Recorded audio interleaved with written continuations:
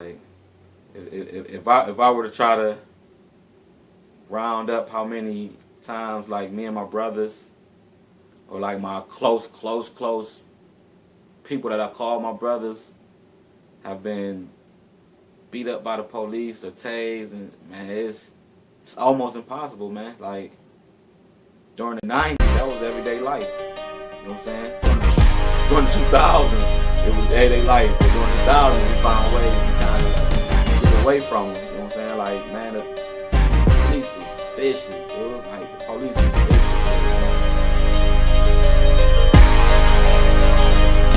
I definitely think it was planned and plotted to either get my brother in jail or to actually provoke him to, you know, to get an incident where they could kill him. You know, my brother, my brother's on medication. He's a little, you know, he has mental issues, you know. But you know, the police know this, and like my neighbors, all my neighbors, they're, you know, politicians, ex-police, and all this. So they call the police a lot around here, you know, of anything, and they call the police on my brother, and you know, my brother don't like them. You know, I don't like the police. They the stuff they've done in the past, but they came up. I believe it was for a loose dog, but when I came outside, there's like a whole squad of police out here, guns pointed at him, like this, like a murder, like he done murdered somebody or something. Like, so you know, I had to run out there and kind of like, you know, try to get it less tense, try to make it less tense, because you know, I know we're prideful people. You know, like we're not just gonna bow down to you doing something that's not right. You know, like you know, coming to this house like it's a military action from like a loose dog or domestic disturbance. That's insane. You know, you're literally provoking people. You know what I'm saying? Like, it's either bow down and suck it up, or at least, you know, stand. They hated our family, you know, from back in the 80s and 90s. You know, like we've had a relationship back and forth with. Well, like I say, our record hasn't always been clean. Like they literally were killing people. I believe in I believe it was in the 90s. They actually finally charged some of them for conspiracy. A bunch of police in Akron and Cleveland. I remember some of the police. I've been beat up by some of the police. You know, what people don't understand is that, like, these same police that we have now, they've been on these streets for years. Like, they're commanding officers. A lot of these are the same people that've been here for years. Like, we've seen the same faces for years. You know, the police around here, man, they used to roll down the street and literally point their guns out the windows. You know what I'm saying? Like, while you just chilling, walking down the street, you know what I'm saying? They coming down, you know what I'm saying, just to intimidate you. You know, it was literally not like, don't get caught along with them. They would literally like catch you, drive you to another hood where they think somebody gonna jump you or something. You know, I learned a while back that they get paid to actually stay on this street. You know, old government, you know what I'm saying, government officials, you know, police officers and stuff like that. You know, but they have like their own vigilante justice. They have like these neighborhood meetings where they, you know, get people kicked out, you know, and all of this stuff. And, you know, it's all off opinion and all looking out your blind stuff, you know, instead of coming up, talking to somebody. Like, my brother was, like, some of my brothers, we didn't like any of these neighbors. My brother Sean was actually one of the ones that would actually approach the neighbors, you know, and, you know, say, try to get a relationship with him, but it backfired, you know what I'm saying, trying to be neighborly. You know, these people just dug in our business, and I believe it drew attention to us, you know. Like, one day I was talking to a neighbor, and another neighbor walked up, and they were actually talking about my family, you know, and they didn't know I was part of that household because they didn't know us, you know. Like, but the person was like, yeah, I think they just moved in recently. Like, we've been here for years, you know. They didn't even know we stayed here, you know, until these little incidents that happened within them 2-3 months, you know. Like, they didn't even know we stayed here, you know. Sat there right next to me talking about me, you know. Like, that's how much we don't, you know, we don't make noise here. Like, Like they don't even know us. They didn't even know we were here. Man, Media, man. Media. Like what's crazy is I'm a media major. That's my major is media communications. But a lot of times I kind of don't want to get into it because how horrible it is. Like the way they treat my people, the way they treat black people.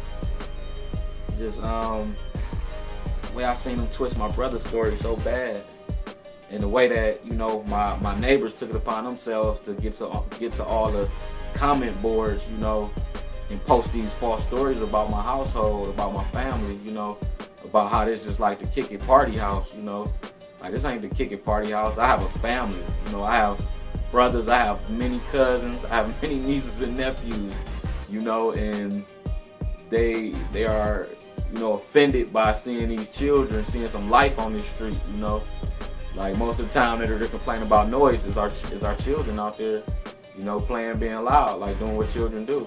Publicly shame my household, like people actually use my brother for their campaigns, like cats were trying to get elected using my brother's story, and a lot of them were shamed and not knowing the truth, like. Because the only thing that was being told was the other side. So we kind of knew the treatment we was about to get from right there.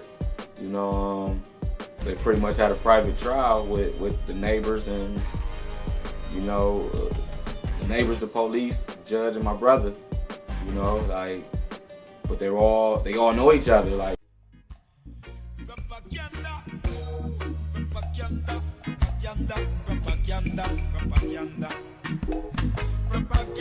news media. Propaganda. Oliver propaganda. Propaganda, news media. Propaganda. Oliver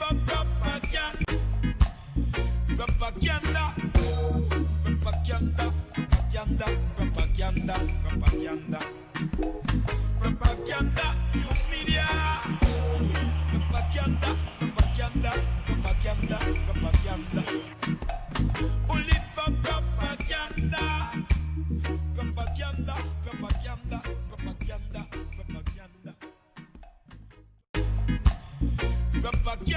yeah, after the officers shoot my brother runs through the backyard, and like my nephew and my sister-in-law, they run upstairs, so we're up there, we're kind of shook a bit. So I decided to turn like on all the lights to kind of, so I don't surprise them because I don't want to get shot, and she keep telling me it's my brother, so I'm like, I gotta go outside. I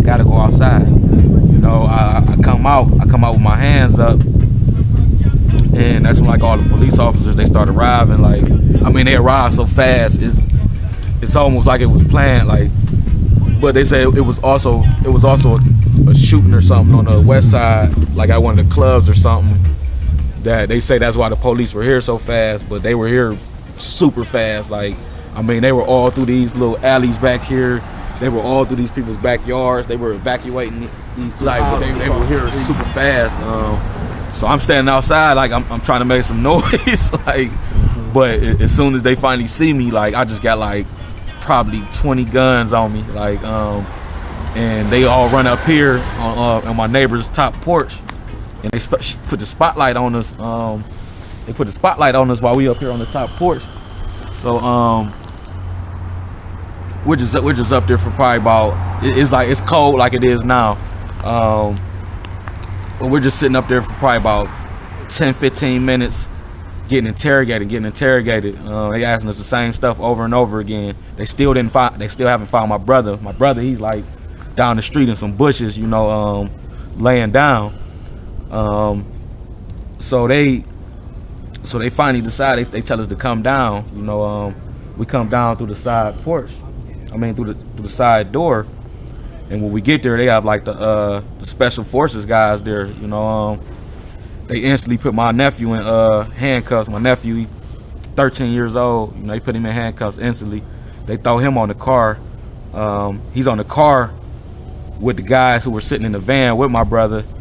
Because while my brother was sitting here, he was in the van with 3 other guys. They're sitting here. Police didn't care. They actually shot the van up. They shot my neighbor's car up. There was like a hole in the garage. It's kind of broke open now. It's kind of broke bottom. But yeah, the neighbor had to get their car towed and fixed. But they just didn't have any regard for the people's lives, you know. Mm-hmm. Guys, they're out here literally in tears, like, you know, guys thought they were about to die, you know. But now, like, my 13-year-old nephew is on the car with him. Like, I wasn't even put in handcuffs at this point, you know. But they got my 13-year-old nephew on the car with these guys that they feel are suspects or whatever, you know, from us just coming out the house. So we sit here, they ask us the same questions over and over and over again. You know, they go all through my house. They finally evacuate us to the to 71st and Harvard in front of the Rite Aid up there. And at first, they're telling me like they sent an interrogator out, the tall, big interrogator guy, and he's sitting there telling me like yeah, everything's gonna be okay. Like you're not a suspect. We're gonna let you go in a second. You know, we just want to know this, and that. Well, there are some people that are witnesses, some people that may have some involvement with it. We're not sure, but we have to sort. And so I tell him everything, same questions over and over again. Who am I? What happened? Did he come in? No. You know what I'm saying? So he tell me everything is okay. They send the homicide cops. Is the guys from the TV show. They came here. So they interrogate me. Everything, same stuff, same questions. They tell me the same thing. Okay, we're about to let you go in a second. They tell me call a ride. You know, this is where it get interesting. You know, they still haven't called my brother. Caught my brother. It's like an hour done passed at this point. They still haven't called him. You know, they tell me to call my ride. Tell me to call the ride to come get me. So I do that. You know, it's cold. It's like this, but I'm in nothing but socks. You know, I'm like in my socks and my bed clothes. I threw this jacket on. It's crazy. I had this jacket on, but I'm freezing. Dude tell me, one of the cops, he like, you can sit in my car, you know, and get warm. I was a little reluctant, but I'm like, I'm freezing. So I sit in the car, you know, the guy tell me like, oh, you can't have your phone in the car, in the police car. I thought it sounded kind of fishy, but I'm like, for this heat, I'm like, like I'm about to sit in here, you know, he like, we give it right back to you once they're here. So I give it to him, you know, so I'm sitting back there. They throw another guy in the car with me. So my ride get here, you know, my ride get here pretty quick. So I'm seeing him, I knock and ask the officer to let me out. The officer, he's like we can't let you out. So I'm like, what you mean? Like I got in here willingly, what you mean? He like, no, we don't know what's going on yet, so we can't let you out. So I'm like, man, this ain't what y'all telling me. So me, man, they getting back in, we getting an argument and everything. They got like two women cop, they come over, they like, wait, tell me to shut up and all this. And so I'm just sitting there like I done been set up, you know what I'm saying? So I'm just sitting in this car like another hour passed. Like now it's almost like 7, you know what I'm saying? They still haven't caught my brother. You know, I'm still sitting in the car. They transferred me to another car. Sitting back there, still won't tell me nothing. At this point, my little brother and all them in my family, they up here, you know, they trying to see what's going on, but they got the whole neighborhood blocked off because they can't find him. So still sitting in the car. They finally they ain't even catch him. My brother gave himself up. They finally, like my brother, he gives himself up, you know.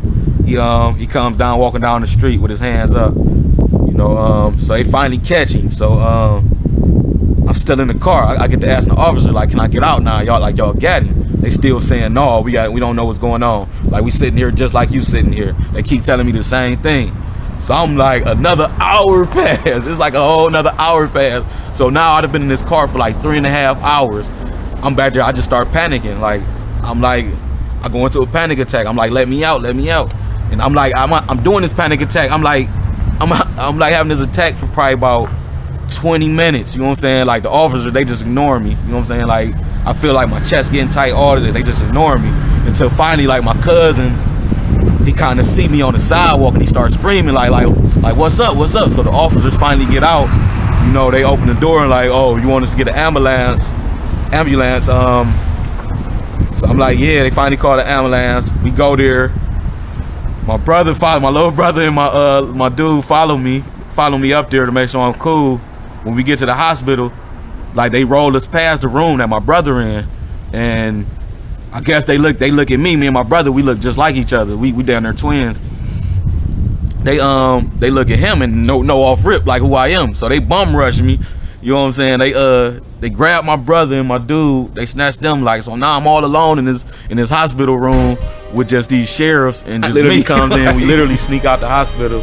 You know what I'm saying? After the hospital released us, we literally had to sneak out. So, you know what I'm saying? Cause we felt we was in danger from these police and like, we didn't want like the reporters and everything at that point. But I get home, my door wide open, like the bottom door is wide open, my door is wide open. You know, the whole house is total. You know what I'm saying? Couches, beds, my studio, my camera stuff, everything is like turned over. You know, they done ripped everything out my attic, just threw it all over the hallway, knocked over paint, pottery, just like house fixing stuff that I wear and spilled everywhere. Like got it all through my household. Oh man, it was traumatizing, man. Like I felt like I was literally like, I don't know what it is, man. That was worse than being robbed, man. Like it was some of the stuff like, what was you looking for in like my bed? Can't nobody fit under for. You just flip my bed over, like you just being disrespectful now. Like flipping over TVs and stuff like that, man. That's just disrespect at that point. Like and I had nothing to do with it. I had nothing to do with it at all.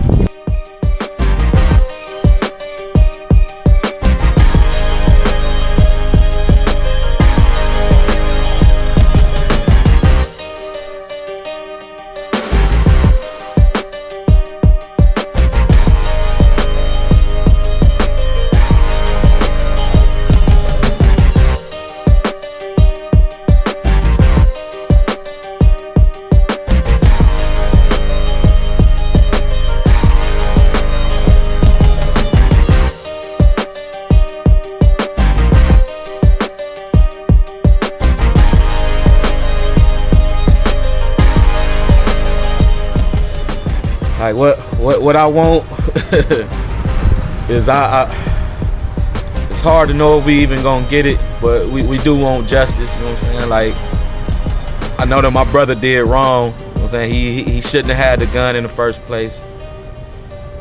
He could have made ways to where that situation never even happened, but make the time fit the crime. Like that was a reactionary crime. What he was charged with, if you read in the laws, like attempted murder is not what he did. You know, he did some reactionary stuff to somebody shooting at him who didn't identify themselves as an officer.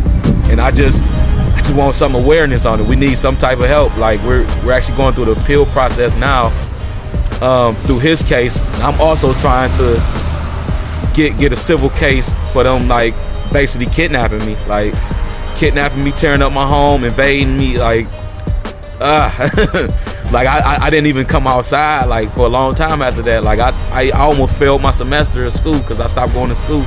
Like, and it was down near the end. Like it was so traumatizing, man. I just need help. Like I know we tend to publicize like when somebody dies, you know what I'm saying? Once the police actually kill somebody, then some people will actually come out. But like, and even then, like and the people still they'll come out to the stuff to be popular, but they won't dig in with the families, you know what I'm saying? When we trying to get real stuff done, like Tamir Rice's mother said, you know what I'm saying, when she was on there with Roland Martin. Like it's one thing when you out at these rallies and these marches, you know what I'm saying, and people want to be in front of the camera, like, you know what I'm saying, the support look all good there, but when you in them when them nights get hard, you know what I'm saying, when your family still ain't there, you know what I'm saying, when you still having to fight this stuff, like them the nights when people ain't there, you know what I'm saying, like when you had to find this legal help, sometimes people ain't there, you know what I'm saying, we ain't got no legal help, you know what I'm saying, we ain't got paper like that, you know what I'm saying, we all work for ourselves, we're family. Share this video, man. I want people to come out support, man. Like if we gonna rally, man, let's rally for all the people, man. Like so some support for my brother writing, you know what I'm saying, get on JPay, you know what I'm saying, like you can email me at I guess we put the information out there. Contact me, and I can give you his information. Contact him, man. He going through it in there. Like he know that he's doing more time than what he did. You know what I'm saying? Like we out here fighting for the people who done died, man. Like, but some of these people, some of these victims are still alive. Like they still they still want to see people. Like, and I believe that's when it's somebody alive. A lot of people don't know it's you're accountable to somebody. You know what I'm saying? Like, you're accountable to that person who went through it. You know what I'm saying? That's one of the keys I believe we have to do. Like, that we have to utilize. We don't utilize the people who survive. You know what I'm saying? They can still tell a story right there for themselves. You know what I'm saying? Like support us, man. Like, if you can, you know what I'm saying? March for my brother. Justice for Deshaun Castleberry. He don't deserve what he get. You know what I'm saying? Like, let's fight for our people. Let's unite, man. Like, without no unity, we can't do it. Like, my family can't do it. My mother heartbroke from this. We heartbroke from this, man. Like, it's once the rallies go, I come to the rallies and all that, but once that's over, I still got to come here and deal with this, man. Like, my brother don't deserve this, man. Like, we ask for help. Right, yeah, you know, my brother would give his last, man. Like, this dude would literally go homeless, you know what I'm saying, just to kind of, like, feed people's families. Like, you know, it'd be kept strung out, you know what I'm saying. He cares so much for their kids and everything. Like, he literally giving them Christmases and these holidays. You know, my brother always was, you know, community guy. Like, even before he got locked up, he was working at the YMCA, the Earl B. Turner, you know, helping with doing the boxing. The brother was just always active, always trying to do something else, always trying to get a new business, always trying to get a new venture.